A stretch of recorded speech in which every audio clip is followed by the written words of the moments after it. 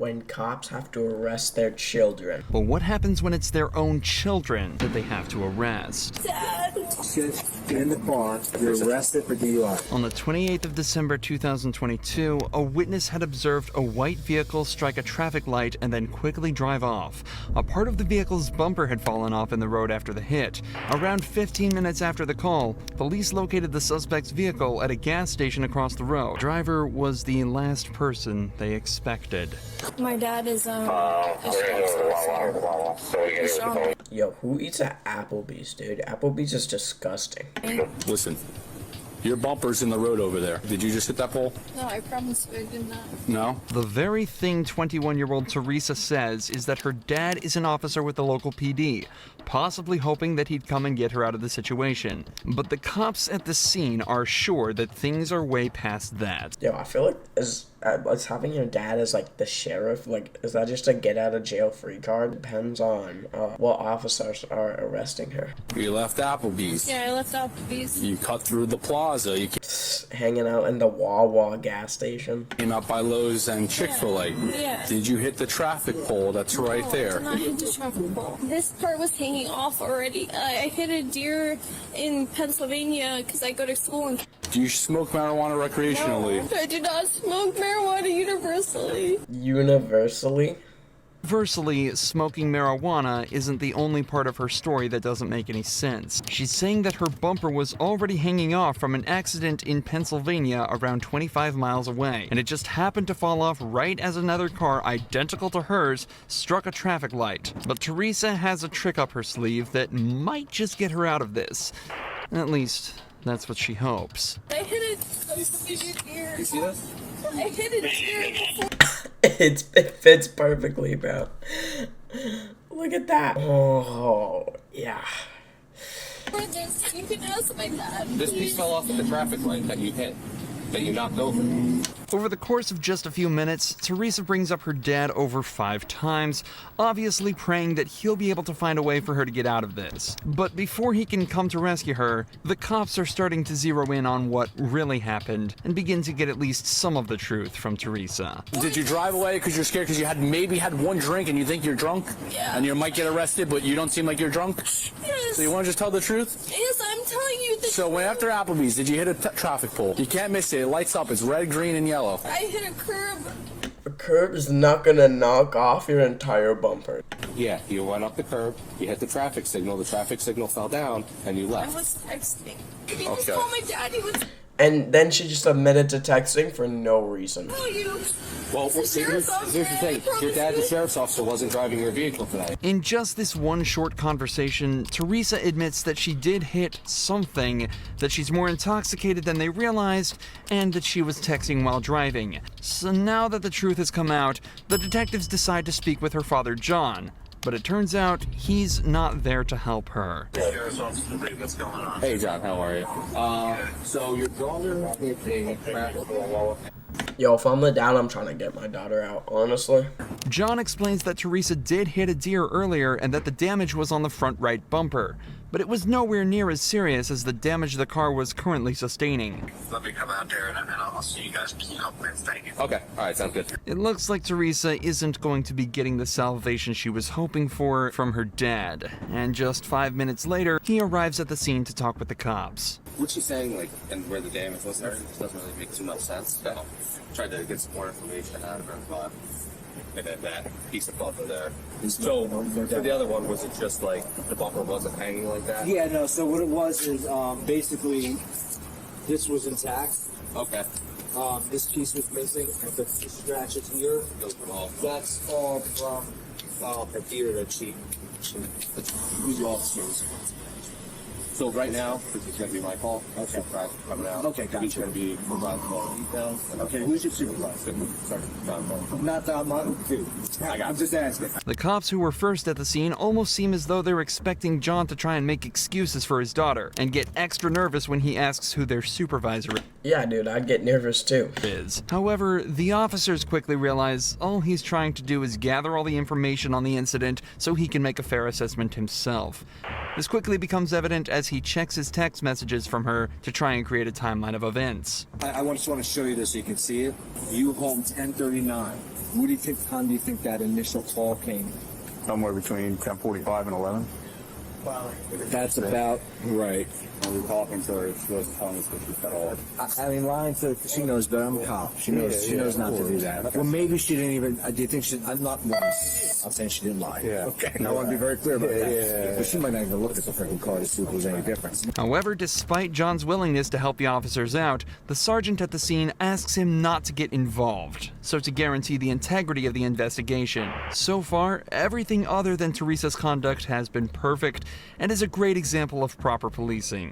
So, it's back to focusing on what Teresa had mentioned earlier. She says she'd only had one drink at Applebee's, but it's starting to seem as though she may be a little more drunk than they realized. Suspicions that were only confirmed after some Yeah, dude, you gotta be way more drunk to hit a traffic pole and then just drive off. field sobriety tests. And everything that happened today, right? I don't think that you were okay to take me out there for motor vehicle. Dad! So, Dad! you got okay. Dad! Where's my dad? Oh, your dad's right over here. But your dad's clearly not helping you, bro. Stop crying to him. Dad. You stop with this shit. Get in the car.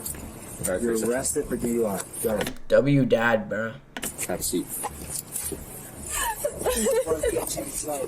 After being forced into the police vehicle by her own dad, Teresa was driven to the police station where her blood alcohol level was tested. It came back as 0.17%, over twice the legal limit. As of this upload, Teresa is still awaiting her penalty, and Teresa's dad followed protocol perfectly, but Kenneth Adams' dad did the exact opposite when he tried to abuse his power as a commissioner to try and save his son from prison. Tell me who I called to find out why he's in jail. You want me to sue the son of a county sheriff? In November 2022, Kenneth Adams was pulled over for running a stop sign. But as it turns out, Kenneth was in much more trouble than he realized. How's it going? Good.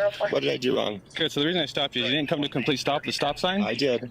and then you didn't have your turn signal on. I sure did. Okay. I know for a fact I had my turn signal on. Okay. That's why I was surprised you were pulling me over, but whatever. The officer then took his license and ran it through Yo, I would not be disagreeing with a cop, dude. That's not gonna help your situation. the system, where he would discover Kenneth had a warrant out for burglary and theft of a vehicle. All of a sudden, Kenneth becomes defensive and refuses to exit the vehicle. All right. Can I get you to step out of the vehicle with me? What are you doing? No. What's going on? Seriously, what's going on? You have a warrant. How You're- do I have a warrant? I don't know how you have a warrant, but it's on our system right now. You have an active warrant out of 7th District Court here in San Juan. I've gone to, no, that's incorrect. Because Okay. I've gone Well, to it's on our system right now. Well, you I'm not going to argue with you about it. You're going to go to jail tonight on that warrant, okay? No, I'm not. Dude, this is absurd. Mr. Adams, you do have an active warrant for your arrest.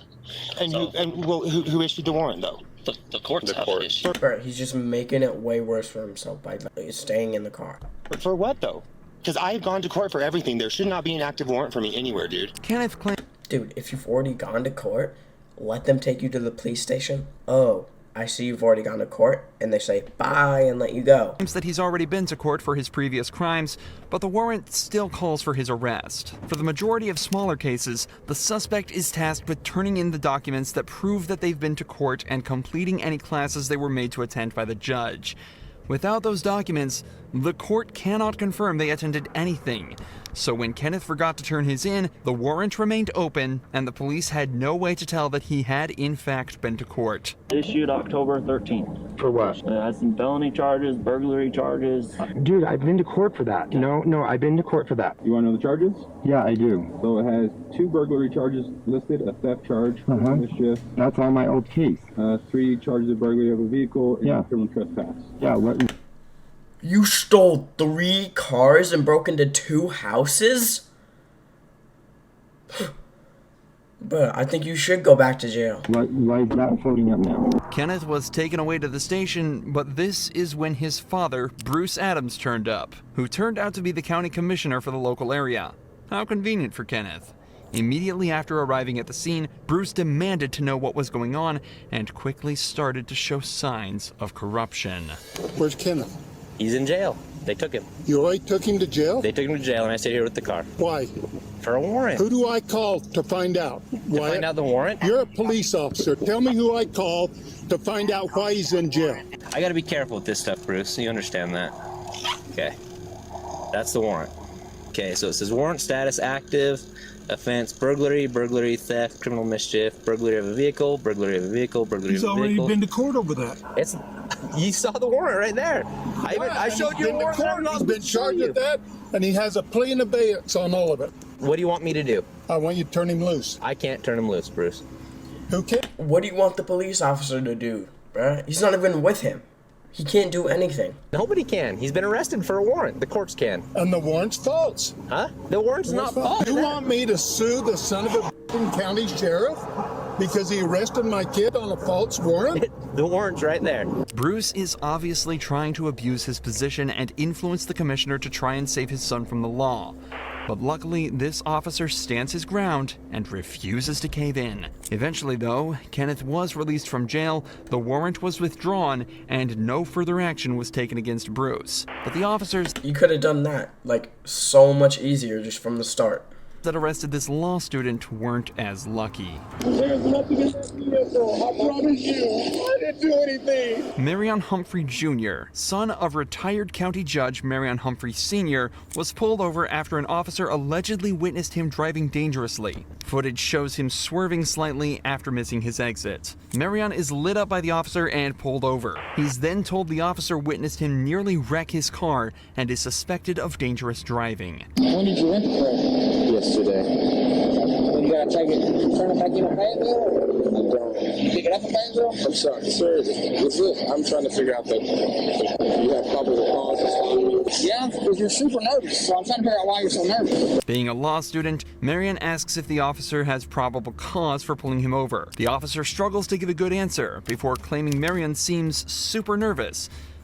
Being nervous isn't a crime, but you can't pull someone over for that. First of all, being nervous isn't a crime, and isn't evidence towards a crime either. And secondly, Marion actually carries himself incredibly well in this situation. He even calls his dad to listen in on the entire arrest, something the officer clearly didn't like, as he then asks to search Marion's U-Haul. Yeah, that's all, and I'm sorry about that. It happens. I know it happens. Honestly, I don't want you to bring a dog because I don't think that's fair to me as a citizen, as someone who, if the only thing I did was kind of like I did not almost wreck my car. If you don't want to bring a dog, just let me look in here real quick and I'll get you down the road. I don't have to bring a dog. I just think that's so invasive of my rights, but you can live in here if you like to. Marion does an extremely good job of eloquently showing how terrifying it can be to be stopped by the police, while maintaining a calm and respectful tone with the officer the whole time. But regardless, Marion is placed in handcuffs for over an hour while the cops search his vehicle with a dog. According to the officer, the dog smelled narcotics and alerted the officers before even entering the U-Haul. The dog alerted on narcotics in the vehicle, so I detained him and he's in my back car while I searched the vehicle. But he didn't wreck his truck off. No, but he almost did, so that's probably cause of Daddy, he's arresting me. He's arresting me. Give me your other hand. He's arresting me, Daddy. There's nothing in that vehicle. I promise you. Okay, go ahead. I didn't do anything. Predictably, the cops find nothing in the vehicle. Oh my gosh. They arrested him and everything. They searched the entire vehicle. They find absolutely nothing. Oh, yeah, that's not looking too good for the police officer. Marion has since opened up a lawsuit against the officers, claiming they violated his 4th and 14th Amendment rights. As of this video's upload, the case is still ongoing. Alright, thank you guys for watching. As always, remember to like and subscribe. See ya.